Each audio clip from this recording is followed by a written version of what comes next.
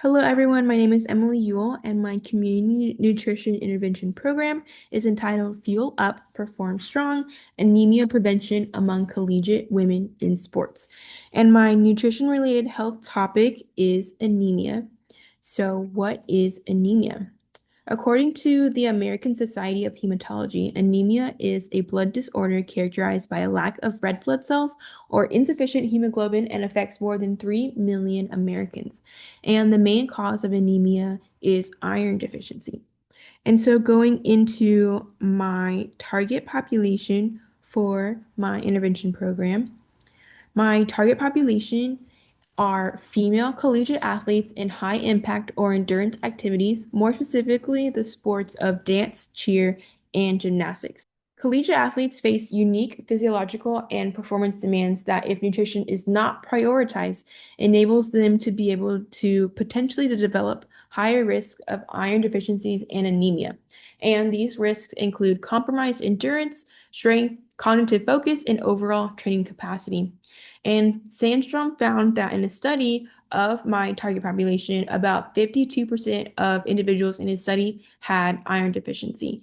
And Thompson also found that prevention measures among this population are alarmingly put on the back burner, with only 43% of collegiate athletic programs reporting routine iron deficiencies screenings among their female athletes.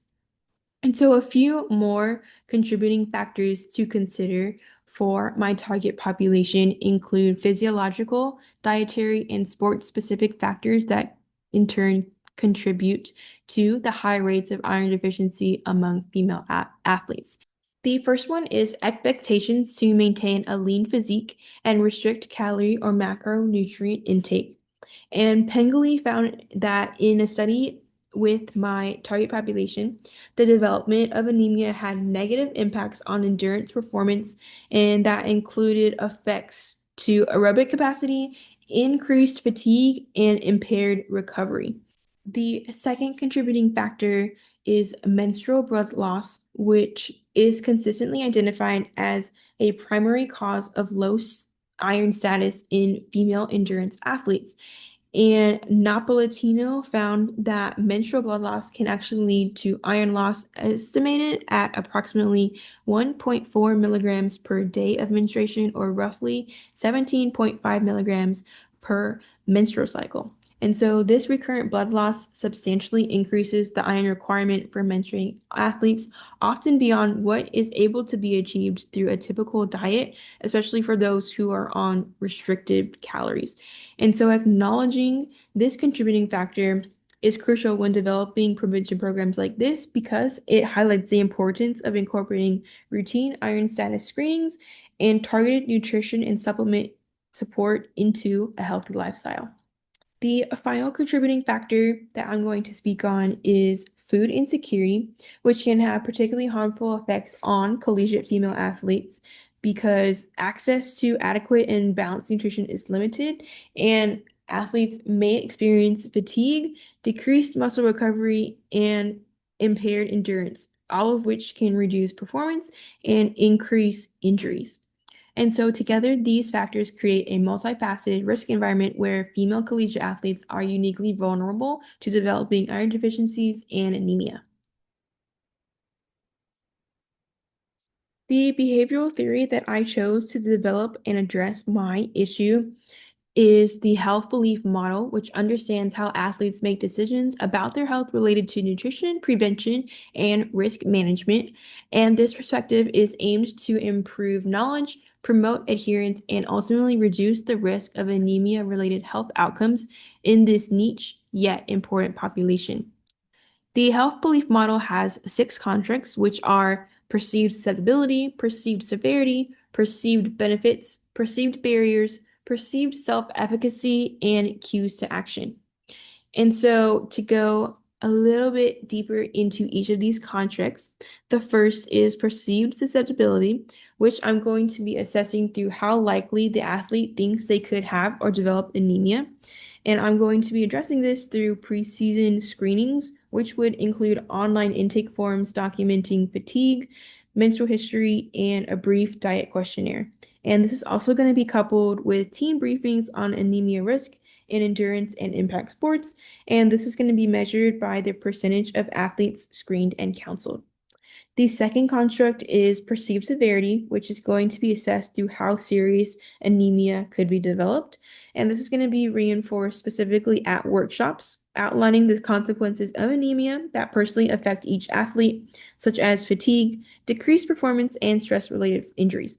And so connecting these outcomes to performance goals and overall being enables athletes to better recognize the substantial impact anemia could have on both their health and competitive success. The third construct is perceived benefits, which are the expected positives if action is taken. And so, an example of this is demonstrating how adopting iron-rich meals and adhering to supplements can enhance energy, recovery, and overall performance. And I'm going to be highlighting this through fuel to performance infographics, which are going to be shared at workshops to illustrate how iron-forward nutrition can lead to fewer mid-practice crashes and faster recovery. And this is going to be evaluated through athlete self-reported energy and recovery logs. The fourth construct is perceived barriers, which are the obstacles that make behavior change difficult to adopt and implement. And these examples include time, cost, and dining hall limitations. And so to be able to overcome these barriers, I'm going to be implementing $10 iron bundle options in the dining hall and also iron-rich grab-and-go pairings to be implemented in smaller food counters across campus. And I am going to offer opportunities to earn vouchers for all of these meals within my program for attending workshops. The fifth construct is perceived self-efficacy, which is implemented the fifth construct is perceived self-efficacy, which is going to be implemented by athletes building confidence in their ability to maintain nutrition and supplement routines. And so I definitely believe that by setting small attainable goals, this is going to increase athlete confidence to be able to create these sustainable goals. This is going to be strengthened specifically through a micro skills portion of our workshops, which are going to be targeting teaching how to read labels and also make quick snacks and healthy recipes. The final construct of the health belief model is cues to action, which are going to be implemented through the embedment of coaches and athletic trainers giving reminders and providing access to educational resources that prompt athletes to follow through and adhere to nutritional changes. And this communication is going to be via the free team group chat app, which is called Band. And so I believe that through these short, actionable reminders, this is going to encourage new habits into athletes' routines and overall ensure that nutritional behaviors stay on top of their mind during their busy academic and training schedules. And so I believe that the health belief model is a strong fit for an anemia prevention program because female collegiate athletes are often underestimating their risk, undermining early symptoms, or simply not even recognizing how dietary habits can directly influence their athletic performance and overall health.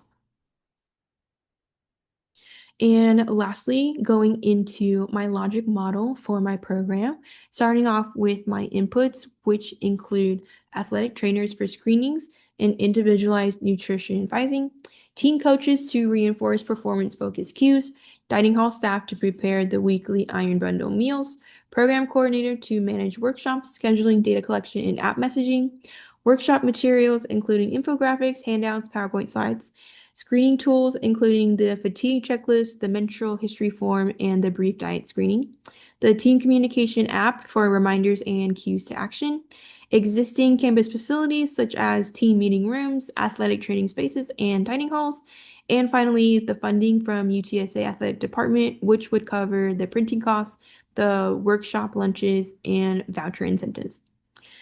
Going into my outputs, my activities include conducting preseason anemia risk screenings. So that is, like I said prior in the inputs, the fatigue survey, the menstrual history, and the diet intake screening. Delivering monthly nutrition and fueling workshops, which are going to be entitled Lunch and Learns, because if athletes sign up for the workshop, they will be receiving free lunch. Next is providing one-on-one advising sessions with athletic trainers, which would be prompted to schedule those one-on-ones immediately after that workshop that they attend.